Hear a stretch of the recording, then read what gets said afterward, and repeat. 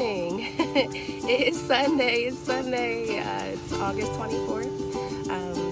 That means it is my first monitoring appointment here for IVF this cycle. I am here at my appointment. I'm a little early, so I decided to just kind of do an intro here. Today is going to be a long day because it's my sister's birthday. So while it's I'm starting pretty early, it's all worth it. Happy birthday to my sister, Auntie Lily. It's her 35th. She's been with me through everything. She's actually come to this office with me before. She was in the previous video, and we absolutely love her. I'm by myself today because I need Brian to kind of help me out with getting things together for her, brunching a little bit today here. So the last time we left off, I had just did day 2 shots, and I wasn't feeling well at all. And that was because my cycle was on as well, with the endometriosis and going through the infertility treatments. I definitely feel like there's a lot of pain down there. So I'm just kind of managing through it. Today, day 3, day 4, and today will be day 5. It seems to be a little bit better, but I'm just counting down the days till we have the retrieval. Hopefully we get some good news today. I haven't asked them if I can actually film during kind of like my appointments, so if I can, you'll see some footage. If I cannot, I will give an update. All right, here goes nothing.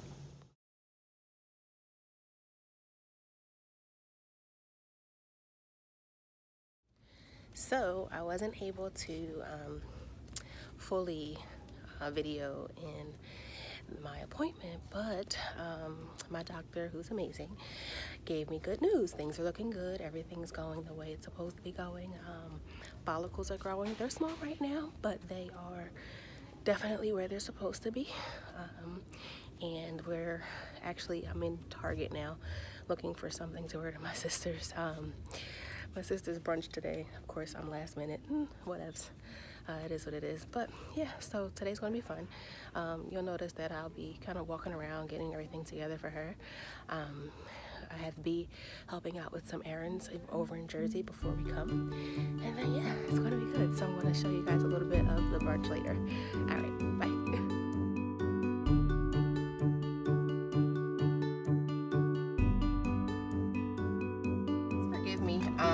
Sorry, I'm just kind of like continuing from today. Please forgive me for where I'm sitting. I'm in my car. Today I have like a crap ton of running around to do for like my sister's birthday, and I have to get dressed in the cars, but I definitely wanted to fill you guys in on what's going on, and kind of go from there. Sorry, I am getting dressed in the car right now for my sister's brunch, but I definitely wanted to talk about exactly what endometriosis is and kind of the symptoms, so that we could be aware and we can kind of start to fight this disease a little sooner before it kind of leads to infertility. So I mentioned in my first video that I do have stage 4 endometriosis, which is the lining that grows in your uterus. The lining is called the endometrium. That endometrium actually grows outside of the uterus. It causes adhesions around the pelvis area. It can adhere to the bowel, adhering kind of the ovaries to the bowel. Like everything kind of gets stuck together because it almost acts like a glue inside the pelvis area outside of the uterus. So a lot of women, a lot of women don't know they have it, because they just kind of attribute some of the pain and some of the symptoms, like painful periods, heavy periods, clotting, things like that, that are not helped with any sort of pain pills or anything like that. Like there's nothing really that can really help with the pain. I mean, chronic pain. I mean, you don't want to be on heavy pain pills all your life to kind of combat something when it's it can be rectified with proper care. So those things are kind of what is kind of the symptoms and what are the symptoms and kind of what's important to look for if you feel that you may have endometriosis. These stages range from 1 to 4. Pain is not associated with the stage, so you can be in excruciating pain and only have stage 1, or you can have no pain and be at stage 4. So pain is relative to where the adhesions are and what that's kind of like holding on to. If you feel as though you've kind of experienced some of this, definitely speak to your doctor. I will be, some of you guys follow me on social media. Please, if you don't already follow me, I'll definitely tag it at the end of this video to make sure you follow me. If you have any questions, feel free to inbox me. I will absolutely ask you. I'm in the Philadelphia region. I do have several doctors, actually one doctor that I absolutely trust for endometriosis care. She's astounding. I would absolutely recommend her for any care. So if you feel like you may want to be seen just to be evaluated, she's thorough and everything like that. I'll absolutely give you that information.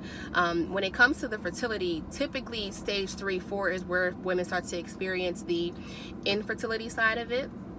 So everyone, all the doctors that I've spoken to that absolutely know what endometriosis is, recommends getting skilled excision, not fulgration, which is the burning of the burning of the tissues, not ablation, not anything other than skillfully cutting out the adhesions, freeing up anything that is kind of stuck together, and addressing any additional reproductive diseases that you may have, adenomyosis, you know, fibroids, PCOS, any of these different things that you may have in addition to endometriosis. The only way to absolutely get rid of or to have some sort of relief with excision is excision. Do not get on birth control, doesn't help it. Getting pregnant, having a baby, doesn't help it. Any other thing less than excision, cutting it out, does not help it.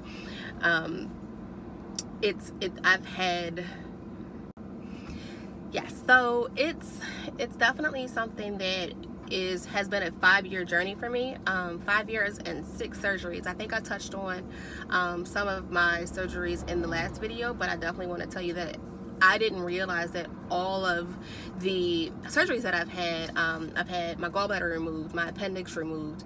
I've had 3 laparoscopic surgeries to address endometriosis specifically. I've also had a cyst removed and a breast cyst. That's why I'm pointing to my breast, sorry. I've also had that removed, and I did not realize that they were all connected to endometriosis until actually this year, when I started to do a little bit more research and kind of finding out why I was starting to, you know, experience infertility and things like that, and what my doctors were saying and why they were going to have to take my right tube out and all of that. It was definitely something that was mind-blowing, because there is so much information out there, yet there hasn't been enough research to try to figure out where this disease originates, where it comes from. Is it hereditary? Is it something that happened, you know, how does 1 in 10 women in this world have this disease?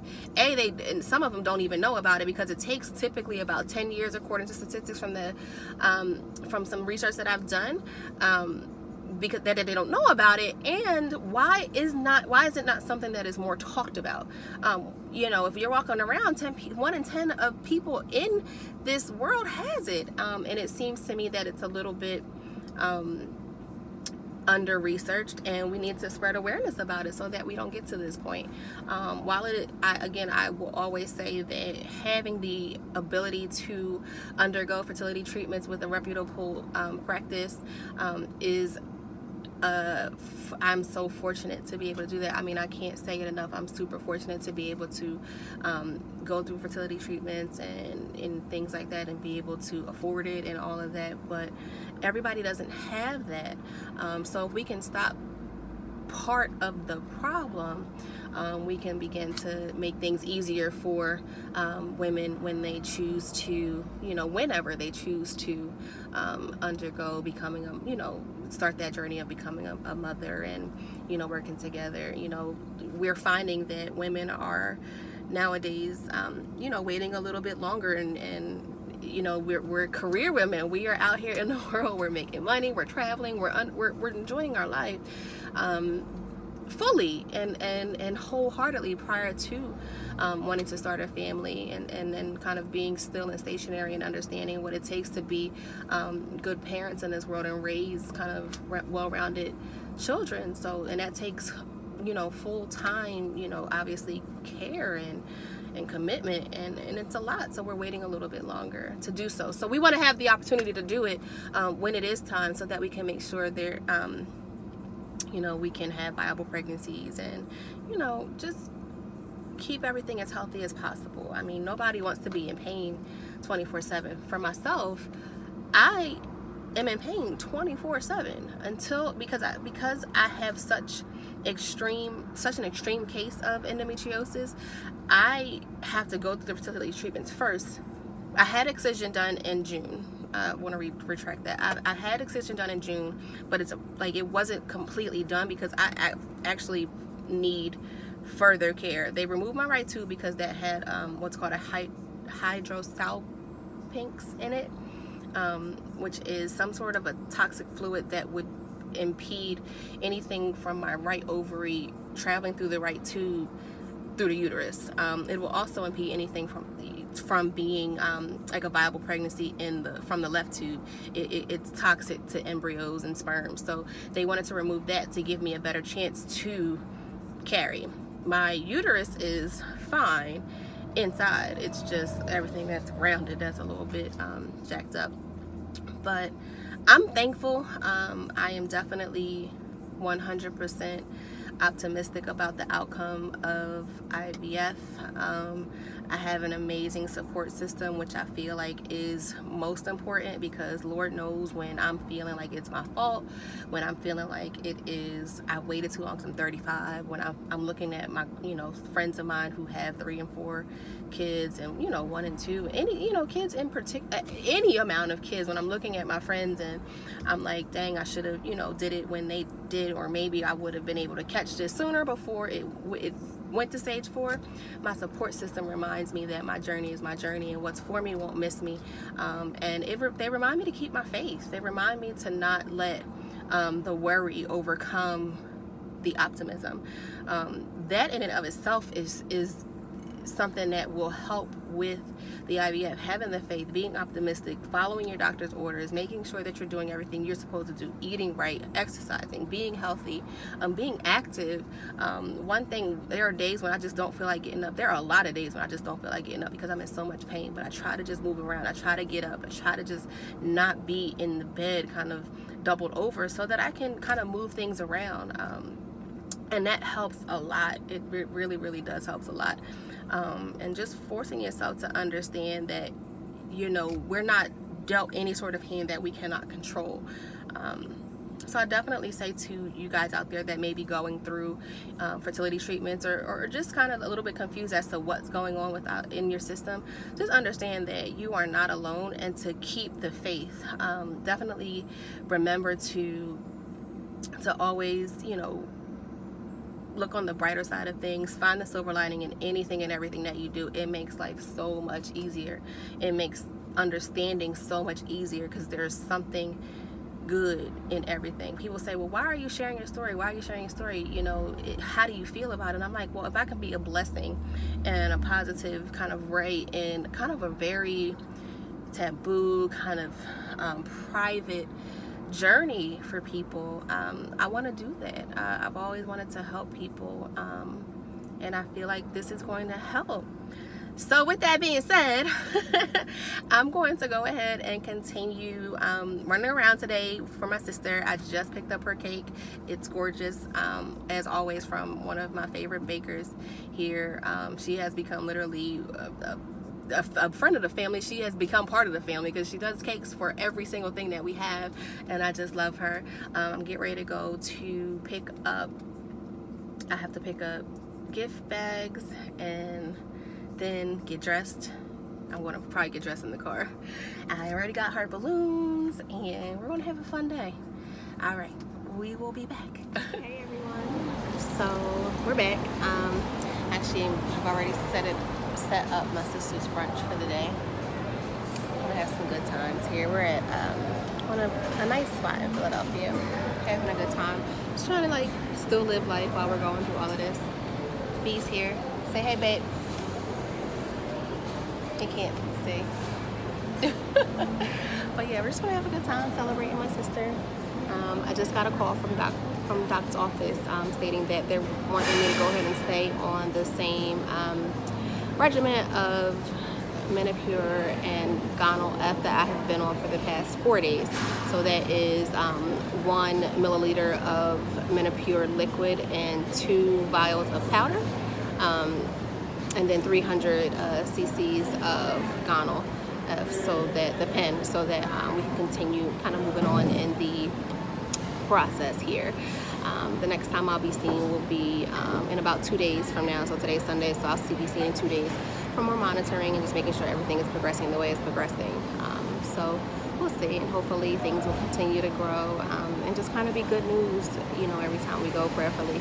I definitely want to make sure that we're able to maintain the positivity and just have a good time and live life.